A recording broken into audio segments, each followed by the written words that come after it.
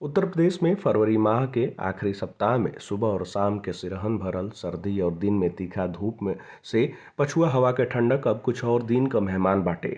जेकरे साथ ही मौसम धीरे धीरे गर्म होत जाई और दिन के साथ रात के तापमान भी बढ़त जाई।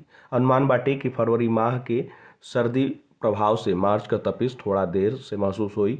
मौसम विभाग का मानल जाओ तो नवंबर दिसंबर में सूखा के बाद जनवरी के साथ फरवरी महीना के आखिरी सप्ताह में भी एक के बाद एक पश्चिमी विक्षोभ पहाड़न पर दाखिल हो रहल बा। एगो नया पश्चिमी विक्षोभ रविवार के दाखिल भइल और एकरे प्रभाव से पहाड़न पर अच्छी बर्फबारी होखले का उम्मीद भी रहे और मैदाना इलाका में मौसम में बदलाव दिख सकेला। ये सिस्टम से गुजरले के बाद पहाड़न से आवे वाली सर्द हवा का चलने से तापमान में गिरावट से सर्दी लंबा खिंच सकेला। मौसम विभाग के अनुसार नया पश्चिमी विक्षोभ का प्रभाव बदली के रूप में अगला 2 दिन के दौरान देखल जा सकेला।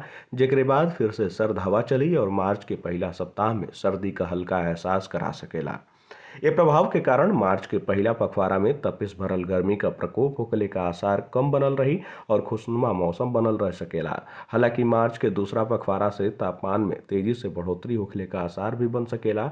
वहीं बीते 24 घंटा में पछुआ हवा के चलने का क्रम बनल रही, जेकरे कारण न्यूनतम तापमान 11 डिग्री और अधिकतम तापमान 27 डिग्री दर्ज कइल गइल। वहीं आसमान पर हल्का फुल्का बादल भी दिखत रही। मौसम विभाग के अनुसार पहले से ही 26 और 27 तारीख के मौसम में बदलाव का उम्मीद लगावल गईल रहे। 26-27 तारीख के उत्तर प्रदेश के कई जिलन में बारिश के भी आसार बन रहल बाटे। वहीं पूर्वांचल के क्षेत्रन में गोरखपुर, देवरिया, बलिया, गाजीपुर, मऊ के आसपास के इलाका में हल्का फुल्का बारिश भी देखे के मिल सकेला। खैर, एकर खासकर प्रभाव शुरुआत जहां से हुई उत्तर प्रदेश के पश्चिमी क्षेत्रन से एकर शुरुआत हो सकेला। खैर, ये जानकारी में इतना ही। देश दुनिया से जुड़ल तमाम खबर देखे खातिर आप सब जुड़ल इन खबर भोजपुरी के साथ। धन्यवाद।